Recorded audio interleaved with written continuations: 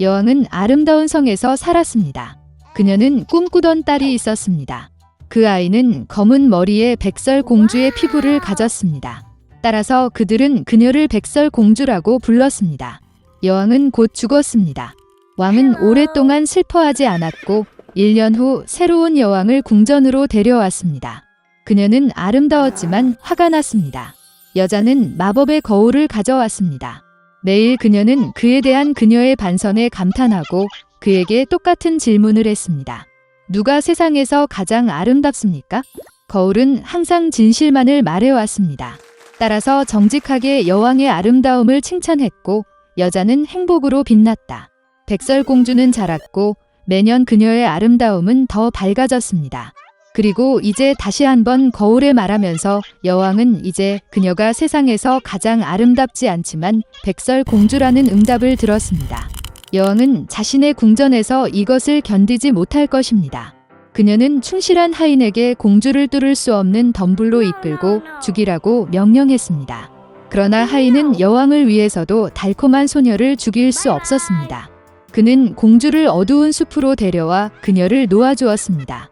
그리고 그는 자신이 성으로 돌아와 여왕에게 그녀의 명령을 따랐다고 말했습니다. 오랫동안 공주는 모든 종류의 숲 주민들의 도움을 받아 숲을 헤매었습니다. 백설공주는 그들에게 매우 친절해서 강한 친구가 되었습니다. 저녁에 공주는 우연히 작은 집을 우연히 발견했습니다. 그녀는 그것에 들어가 집에 아무도 없다는 것을 알았습니다.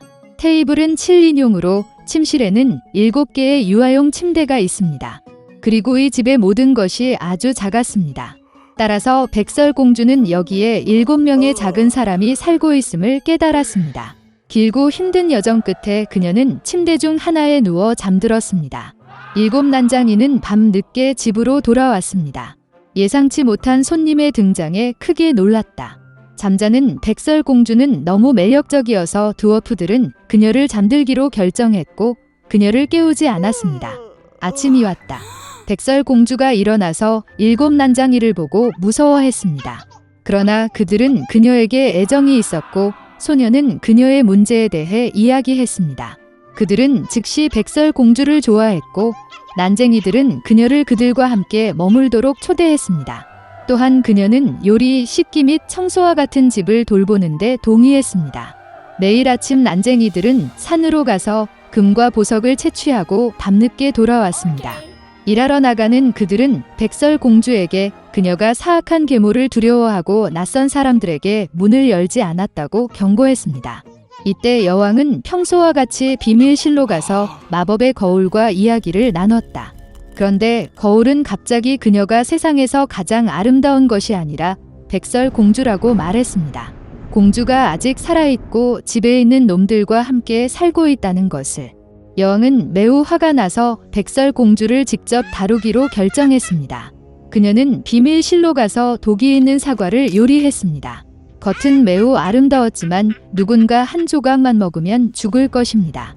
사과가 준비되자 여왕은 늙은 상인이 되어 난장이의 집에 왔습니다. 달콤한 노파를 보며 백설공주는 그녀에게 미안함을 느꼈다. 그녀는 아무것도 의심하지 않고 집을 떠났습니다. 노파는 그 소녀를 잘 익은 사과로 대하고 이 사과를 먹으면 영원히 젊고 아름답다고 말했다.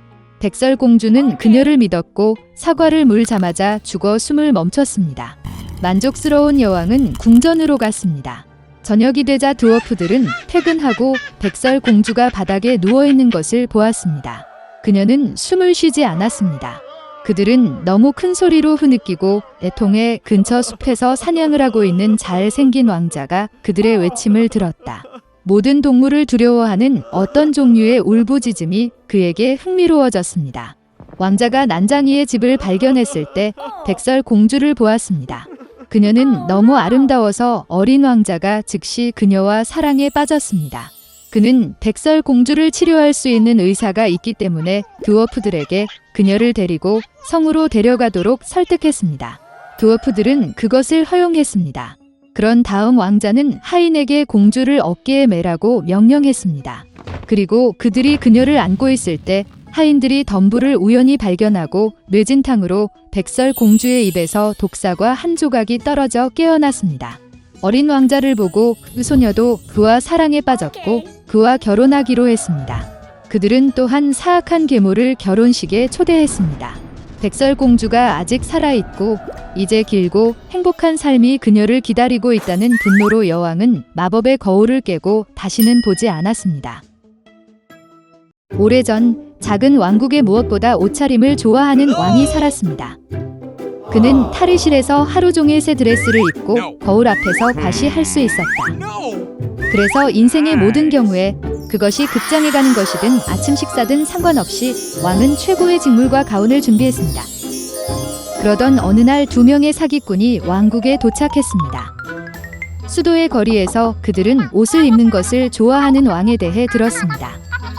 그리고 기만 자들의 마음속에 교활한 계획이 무르익었습니다. 그들은 아무것도 상상할 수 없는 멋진 천을 만들 수 있는 직공으로 자칭하기로 결정했습니다. 그리고 왕이 그들에게 확실히 주의를 기울일 수 있도록 사기꾼들은 그들의 직물이 마법의 속성을 가지고 있다는 소문을 퍼뜨렸습니다. 꿰뚫을 수 없을 정도로 어리석은 사람들에게는 완전히 보이지 않습니다. 군주는 자신의 왕국에 나타난 놀라운 직조공에 대해 들었을 때 매우 기뻤습니다.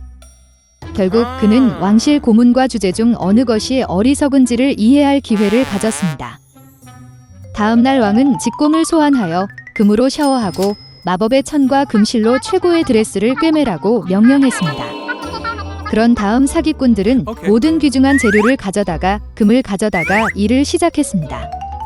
그들은 텅 빈 왕실 기계에 앉아 왕을 위해 마술 드레스를 꿰매는 척하기 시작했습니다. 이상한 직물에 대한 소문이 왕국 전역에 퍼졌고 모두가 그것을 보고 싶어 했습니다. 왕도 예외는 아니었습니다. 그는 정말 드레스를 보고 싶었지만 그가 멍청하고 단순히 천을 보지 못할까봐 두려웠습니다. 그래서 군주는 가장 현명하고 정직한 조언자를 그들에게 보내기로 결정했습니다. 옛고문이 작업장에 왔을 때 그는 사기꾼들이 빈 기계 뒤에서 어떻게 일하고 있는지 보았습니다. 그들은 존재하지 않는 드레스를 들어 올리고 보이지 않는 주름을 곧게 펴고 가짜 디자인을 칭찬했습니다. 그러자 그가 어리석은 것처럼 보일까 겁에 질린 상담원도 드레스를 본 척했습니다. 왕국으로 돌아와서 노인은 아무것도 보지 못했다는 것을 인정할 힘을 찾지 못했습니다. 따라서 그는 직물이 훌륭하다고 왕에게 보고했습니다. 목사는 고문을 따라 직공들에게 말했다. 그는 같은 방식으로 빈 기계를 바라보았고 그가 실제로 어리석고 자신의 자리에 합당하지 않다는 것을 두려워했습니다. 그래서 목사는 왕에게 돌아가 의원보다 훨씬 더 천을 칭찬했습니다. 마침내 왕은 호기심이 기계에서 제거될 때까지 감탄하기로 결정했습니다. 그는 예절의 전 직원들과 함께 직공들에게 왔습니다. 그러나 군주도 고문도 드레스를 보지 못했습니다. 그러나 그들 각자는 다른 사람들이 실제로 직물을 보고 있다고 상상하면서 의상에 감탄하기 시작했습니다. 결과에 만족한 왕은 교활한 기사의 십자가를 수여하고 그들에게 궁중직공의 칭호를 부여했습니다. 그리고 나서 새 옷을 입을 수 있는 날이 왔습니다. 악당 직공들은 자원해서 왕을 모았습니다. 그들은 통치자에게 존재하지 않는 바지를 입히고 캐미솔과 보이지 않는 카프탄을 입혔습니다. 그리고 그 과정을 본 모든 귀족들은 의상이 얼마나 아름답고 왕에게 어떻게 갔는지 말만 했습니다. 마침내 군주는 거리로 나갔다. 피험자들은 이미 왕의 웅장한 옷차림을 보기를 바라며 모여들었습니다. 그러나 온 사람들은 아무것도 보지 못했다는 것을 인정하지 않았습니다. 갑자기 군중에서 어린 소년이 나타나 왕이 알몸이라고 외쳤습니다. 군중은이 말을 집어들었고 주위의 모든 사람들이 통치자를 비웃기 시작했습니다. 군주는 자신이 속았다는 것을 깨달았지만 왕에 걸맞게 행진을 계속했습니다. 그리고 그의 후계자는 실제로 존재하지 않는 멘트를 여전히 지원했습니다.